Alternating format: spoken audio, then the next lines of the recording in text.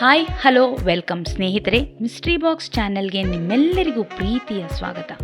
ಇವತ್ತಿನ ಈ ವ್ಲಾಗ್ನಲ್ಲಿ ನಾನು ನಿಮಗೆ ಬೆಂಗಳೂರಿನ ಅಂಬೇಡ್ಕರ್ ಭವನದಲ್ಲಿ ನಡೆದ ಇಂಟರ್ನ್ಯಾಷನಲ್ ಕ್ಲೌನ್ ಫೆಸ್ಟಿವಲ್ನ ಕೆಲವು ತುಣುಕುಗಳನ್ನು ನಿಮ್ಮ ಜೊತೆ ಹಂಚ್ಕೊಳ್ಳೋಣ ಅಂತ ಈ ವ್ಲಾಗ್ನ ಮಾಡ್ತಾ ಇದ್ದೀನಿ.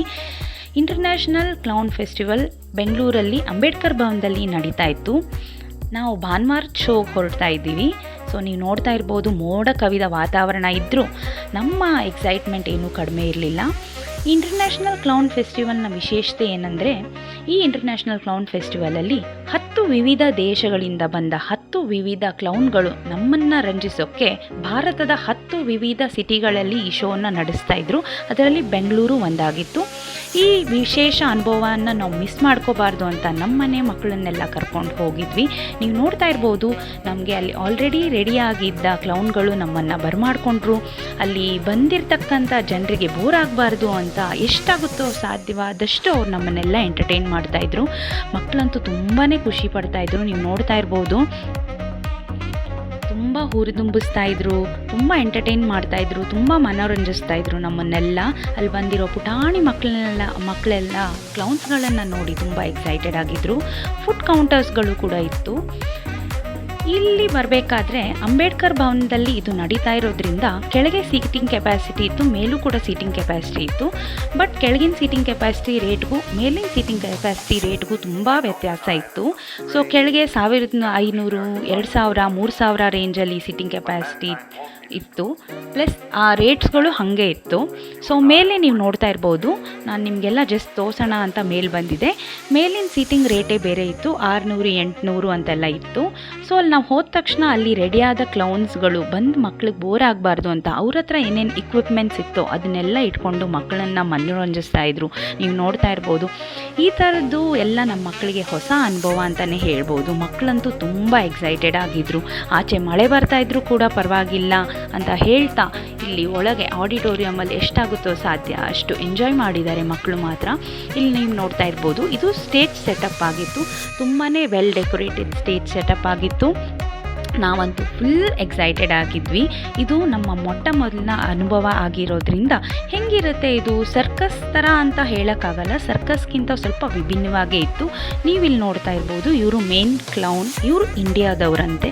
ಸೊ ಈಗ ಶೋ ಸ್ಟಾರ್ಟ್ ಆಯಿತು, ನೋಡೋಣ ಬನ್ನಿ ಎಲ್ಲರೂ. ಇಲ್ಲಿ ನೀವು ನೋಡ್ತಾ ಇರ್ಬೋದು, ಇವರೆಲ್ಲ ಸ್ಪೇನಿನ ಕ್ಲೌನ್ಸ್ ಅಂತ ಹೇಳ್ತಾ ಇದ್ರು. ಸೊ ಒಬ್ಬೊಬ್ಬರು ಒಂದೊಂದು ಟ್ಯಾಕ್ಟಿಕ್ಸ್ ಇಟ್ಕೊಂಡು, ಒಬ್ಬೊಬ್ಬರು ಒಂದೊಂದು ಟೂಲ್ ಇಟ್ಕೊಂಡು ಎಲ್ಲ ಮನೋರಂಜಿಸ್ತಾ ಇದ್ರು. ಸೊ ಮಧ್ಯ ನಮಗೆ ಸ್ನ್ಯಾಕ್ಸ್ ಬ್ರೇಕ್ ಕೂಡ ಕೊಟ್ಟಿದ್ರು ಅವರು. ಸೊ ಕೆಳಗೆ ಕೂತ್ಕೊಂಡ್ರೆ ನಿಮಗೆ ನೋಡಿ ಈ ಥರ ಹತ್ತಿರದಿಂದ ನೋಡ್ಬೋದು, ಮೇಲೆ ಕೂತ್ಕೊಂಡ್ರು ಕಾಣುತ್ತೆ, ನೋಡ್ತಾ ಇರ್ಬೋದು. ಆಚೆ ಕಡೆ ಅಷ್ಟು ನಮ್ಮನ್ನೆಲ್ಲ ಎಂಟರ್ಟೈನ್ ಮಾಡಿ ಒಳಗೆ ಬಂದು ಮತ್ತೆ the show must go on ಅಂತ ಹೇಳ್ತಾ ತುಂಬ ಮನೋರಂಜಿಸ್ತಾ ಇದ್ರು. ಇದಂತೂ ಹೊಸ ಅನುಭವ ಸ್ನೇಹಿತರೆ. ನೆಕ್ಸ್ಟ್ ಟೈಮ್ ಬೆಂಗಳೂರಲ್ಲಿ ಯಾವತ್ತಾದರೂ ಈ ಥರ ಇಂಟರ್ನ್ಯಾಷನಲ್ ಕ್ಲೌನ್ ಫೆಸ್ಟಿವಲ್ ಆದರೆ ಖಂಡಿತ ನಿಮ್ಮ ಮನೆ ಮಂದಿನೆಲ್ಲ ಕರ್ಕೊಂಡು ಹೋಗಿ. ಇದೊಂಥರ ಹೊಸ ಅನುಭವ ಮತ್ತು ತುಂಬ ಡಿಫ್ರೆಂಟ್ ಅನುಭವ. ಮೂವಿ ನೋಡೋದಕ್ಕಿಂತ ಮಕ್ಕಳನ್ನೆಲ್ಲ ಇಂಥದಕ್ಕೆ ಕರ್ಕೊಂಡೋದ್ರೆ ಒಂದು ಹೊಸ ಎಕ್ಸ್ಪೀರಿಯೆನ್ಸು, ಏನೋ ಕಲ್ತಂಗೆ ಆಗುತ್ತೆ, ಏನೋ ತಮಾಷೆ ಇರುತ್ತೆ. ಕೆಲವು ಕಾಲಕ್ಕೆ ನಮ್ಮ ನೋವು ದುಃಖನೆಲ್ಲ ಮರ್ತಿ ಆ ಕ್ಲೌನ್ಸ್ಗಳ ಮಧ್ಯೆ ನಾವು ಒಂದು ಕ್ಲೌನ್ ಆಗಿ ಎಂಜಾಯ್ ಮಾಡ್ಬೋದು ಅಂತ ಹೇಳ್ತಾ, ನೀವಿಲ್ಲಿ ನೋಡ್ತಾ ಇರ್ಬೋದು, ಒಂದೊಂದು ದೇಶದಿಂದ ಒಂದೊಂದು ಕ್ಲೌನ್ ಬಂದಿರೋದು. ಸೊ ಅವ್ರ ಹತ್ರ ಇರೋದು, ಒಬ್ಬರು ಬಾಲ್ ಇಟ್ಕೊಂಡ್ರು, ಒಬ್ಬರು ಪೈಪ್ ಇಟ್ಕೊಂಡು ಆಟ ಆಡಿದ್ರು, ಒಬ್ಬರು ಕುದುರೆ ಗಾಡಿ ಇಟ್ಕೊಂಡು ಮನೋರಂಜಿಸಿದ್ರು. ಸೊ ತುಂಬಾ ಚೆನ್ನಾಗಿತ್ತು.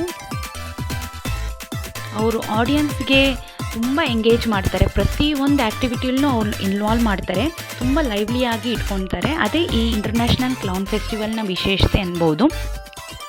ಅವ್ರು ಯಾರನ್ನೂ ಮಲ್ಕೊಳ್ಳೋಕೆ ಬಿಡಲ್ಲ ಅಲ್ಲಿ ಆಡಿಯನ್ಸ್ನ. They keep engaging the audience ಅಂತಲೇ ಹೇಳ್ಬೋದು. So it was a very lovely Sunday morning for us. So ಇಲ್ಲಿ ನೋಡ್ತಾ ಇರ್ಬೋದು ನೀವು, ಮಕ್ಕಳಂತೂ ತುಂಬಾ ನಗ್ತಾಯಿದ್ರು.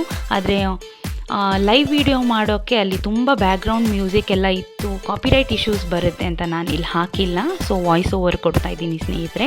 ಸೊ ಜಗ್ಲಿಂಗ್ ಆಗ್ತಾಯಿತ್ತು, ಮಕ್ಕಳು ಇದನ್ನು ತುಂಬ ಎಂಜಾಯ್ ಮಾಡ್ತಾಯಿದ್ರು, ಎಲ್ಲರೂ ಕ್ಲ್ಯಾಪ್ಸ್ ಮಾಡ್ತಾಯಿದ್ರು.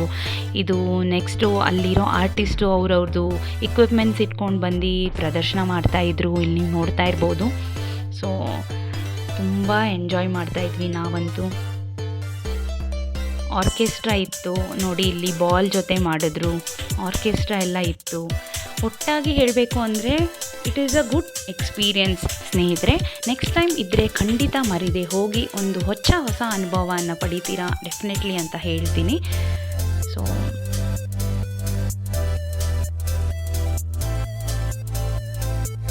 ಇಲ್ಲಿ ನೋಡ್ತಾ ಇರ್ಬೋದು, ಅಲ್ಲೆಲ್ಲ ಮಕ್ಕಳು ಸ್ಟೇಜ್ ಹತ್ರ ಓಡೋಗ್ತಾ ಇದ್ರು. ಮಕ್ಕಳಂತೂ ಸೀಟಲ್ಲೇ ಕೂರ್ತಾ ಇರಲಿಲ್ಲ, ಎಲ್ಲ ಓಡೋಗಿ ಡ್ಯಾನ್ಸ್ ಮಾಡ್ತಾಯಿದ್ರು. ಇದು ನೋಡಿ, ಇದು ಅವರು ಆರ್ಕೆಸ್ಟ್ರಾ ಮಾಡಿ ಒಂಥರ ಡ್ಯಾನ್ಸ್ ಪರ್ಫಾರ್ಮೆನ್ಸ್ ಕೊಟ್ಟರು. ಸೊ ನಮ್ಮ ಇಂಡಿಯನ್ ಸಾಂಗ್ಸ್ನ ಎಲ್ಲ ಅವರು ರೀಮಿಕ್ಸ್ ಮಾಡಿ ಒಂದು ಪ್ರದರ್ಶನ ಕೊಟ್ಟರು. ಇಲ್ಲಿ ನೀವು ನೋಡ್ತಾ ಇರ್ಬೋದು, ಸಿಂಗಲ್ ವೀಲ್ ಸೈಕ್ಲಿಂಗ್ ಕೂಡ ಮಾಡ್ತಾಯಿದ್ರು. ಚಿಕ್ಕ ಮಕ್ಕಳು ಅದನ್ನು ಜಾಸ್ತಿ ಎಂಜಾಯ್ ಮಾಡ್ಬೋದು ಅಂತ ಹೇಳ್ತಾ ಇದ್ದೀನಿ.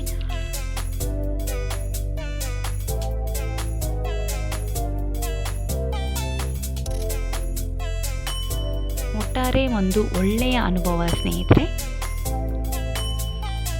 ಮೇಕಪ್ ಹಾಕ್ಕೊಂಡು ಅಷ್ಟೆಲ್ಲ ಎನರ್ಜಿ ಇಟ್ಕೊಂಡು ಅಷ್ಟು ಅವರ್ಸ್ನ ಆಡಿಯನ್ಸ್ನ ಎಂಗೇಜ್ ಮಾಡಿ ಇಟ್ಕೊಳ್ಳೋದು ಭಾಳನೇ ಕಷ್ಟ.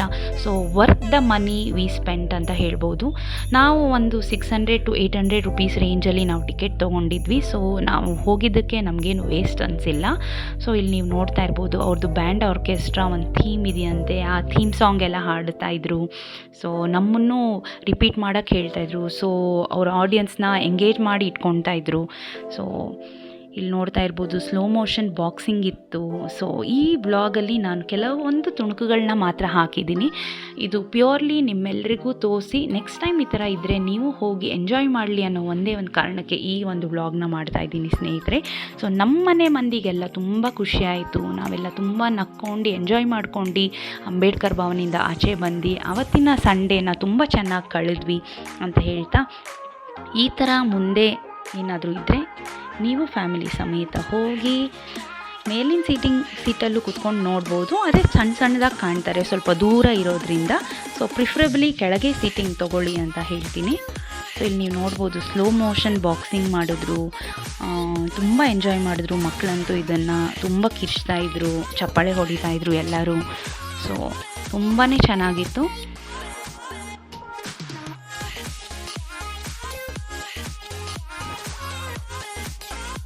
ಲಾಸ್ಟಲ್ಲಿ ಅವರು ಈ ಥರ ದೊಡ್ಡ ದೊಡ್ಡ ಬಾಲ್ಸ್ನ ಆಡಿಯನ್ಸ್ ಕಡೆ ಬಿಸಾಡ್ತಾರೆ.